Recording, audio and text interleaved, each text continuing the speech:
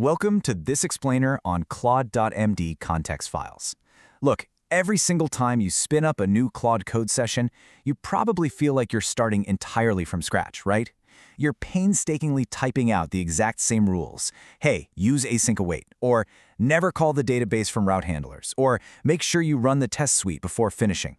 And then you got to do it all again tomorrow, and the day after that. It's just incredibly tedious. But there is a specific file that literally ends all of this manual repetition forever. So are you starting from zero every session? We all know that awful pain point of repetitive daily prompting. Honestly, it completely wrecks your flow state before you've even written a single line of code.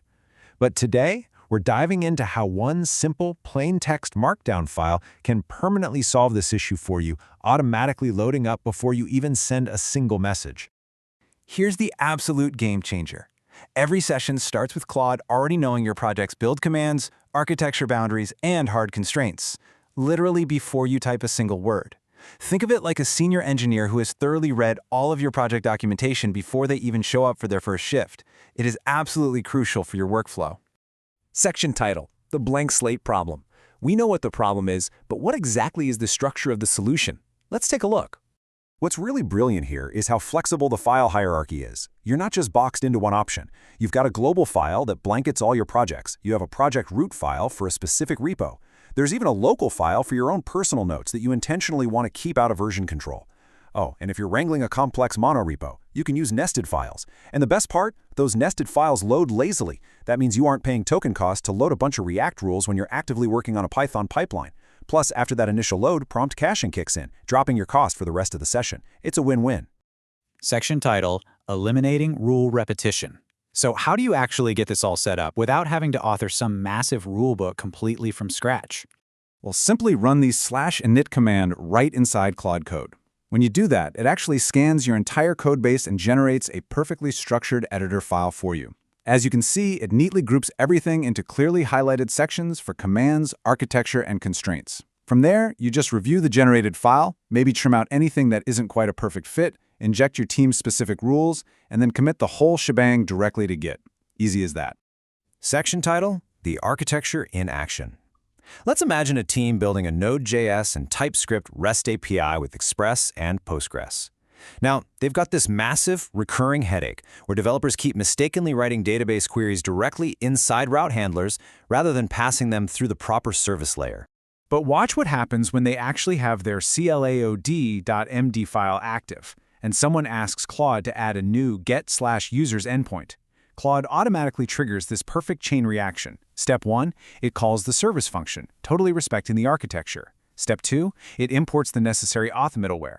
Step 3, it writes a jest test. And Step 4, it runs npm test to validate the whole thing.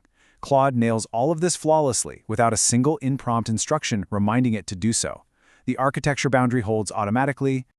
Now, to actually get these kinds of results, you absolutely must use specific imperative statements. If you just write a vague use best practices, well, the system really won't know what that actually means for your specific code base. Instead, you've got to write concrete directives. Things like, every new endpoint needs a corresponding test file. Hit the nail on the head, right? Section title, best practices and limits. Okay, so it's super important to understand when to encode a rule in a file versus when to just type it straight into the prompt. Use this file for permanent coding standards that the whole team shares and commits to get. For temporary one-off overrides, just use a standard in-prompt instruction. There is a hard limit you really need to keep in mind, and that number is 200. You basically want to anchor your file length to roughly 200 lines. Why? Well, because every single line of that file loads into context on every single request. If your file gets bloated, your critical rules are going to get totally lost in the noise, and Claude might end up violating them. Look, if you have incredibly long procedural workflows, like, say, a massive deployment checklist, just put those in separate skill files that only load when you actually need them. Keep your main file lean, focused, and punchy. Section title, permanent rule encoding.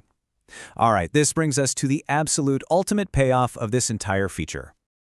The true impact here is the difference between a Claude that follows your project's rules just because you reminded it today and a Claude that follows them because they are encoded permanently. The biggest payoff hits the very first time you open a brand new session, and without you having to retype a single solitary rule, your AI is already completely up to speed. It's like magic. If you want to dive deeper, you can find a full chapter on Claude.md, complete with 3 fully worked examples and common pitfalls to avoid, over at ClaudeMaster.net. So to wrap this explainer up, let me leave you with this question. How many hours of your career have you spent babysitting an AI's context window, and what are you going to build now that you literally never have to do it again? Thanks for joining me.